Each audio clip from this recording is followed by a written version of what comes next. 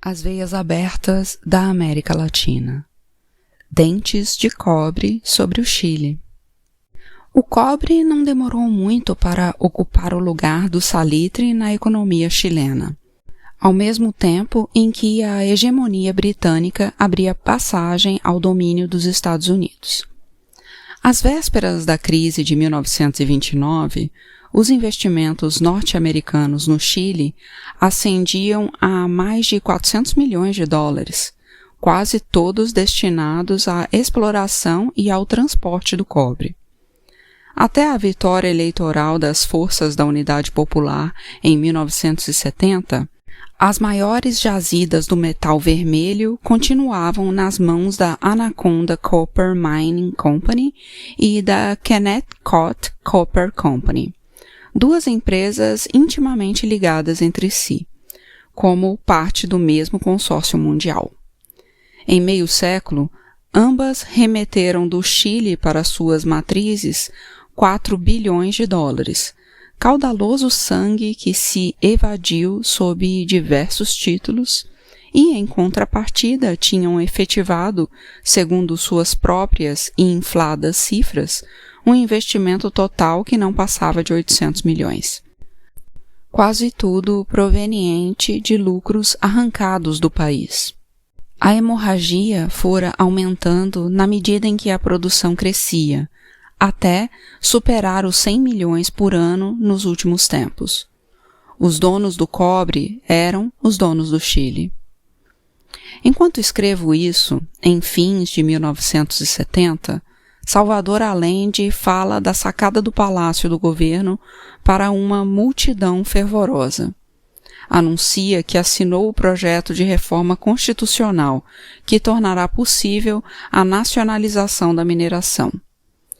Em 1969, diz ele, a Anaconda alcançou no Chile lucros de 79 milhões de dólares, que equivalem a 80% de suas rendas em todo o mundo.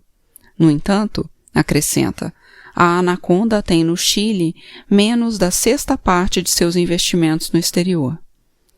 A guerra bacteriológica da direita, uma planejada campanha de propaganda destinada a semear o terror para evitar a nacionalização do cobre e as demais reformas de estrutura anunciadas pela esquerda, foi tão intensa quanto nas eleições anteriores.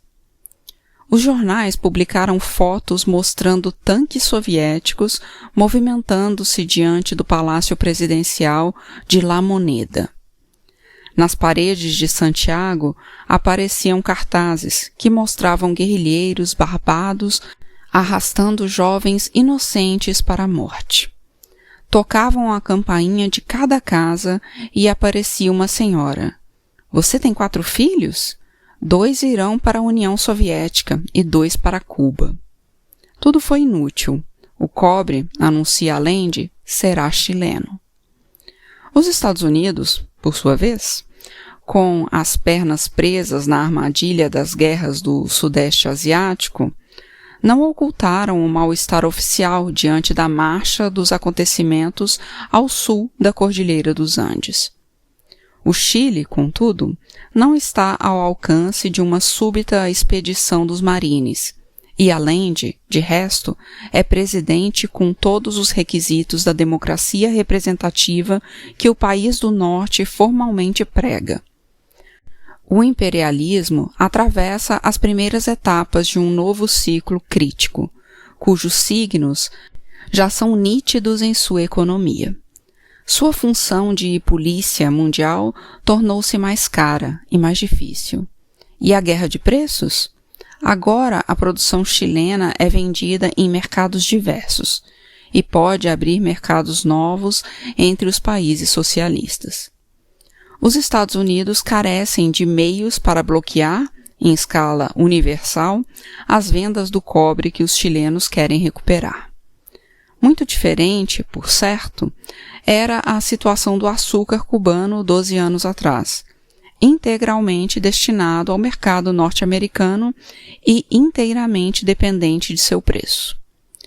Quando Eduardo Frei ganhou as eleições em 1964, a cotação do cobre subiu de imediato com visível alívio. Quando Allende ganhou as de 1970, o preço, que já vinha baixando, caiu mais ainda.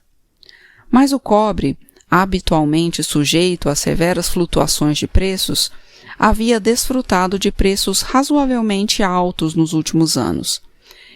E como a demanda excede a oferta, a escassez impede que o nível tenha quedas consideráveis. Embora o alumínio, em grande medida, tenha ocupado o lugar do cobre como condutor de eletricidade, o alumínio também requer cobre, e também não foram encontrados sucedâneos mais baratos e eficazes para substituí-lo na indústria do aço e na indústria química. E o metal vermelho continua sendo a principal matéria-prima nas fábricas de pólvora, latão e arame. Ao longo das faldas da cordilheira, o Chile possui as maiores reservas de cobre do mundo, uma terça parte do total até agora conhecido. O cobre chileno geralmente aparece associado a outros metais, como o ouro, a prata e o molibdênio. É um fator adicional para estimular a exploração. Além disso, os obreiros chilenos, para as empresas, são baratos. Com seus baixíssimos custos no Chile, a Anaconda e a Konnecott financiam com sobra seus altos custos nos Estados Unidos, do mesmo modo que o cobre chileno paga, pela via dos gastos no exterior, mais de 10 milhões anuais para a manutenção de seus representantes em Nova York.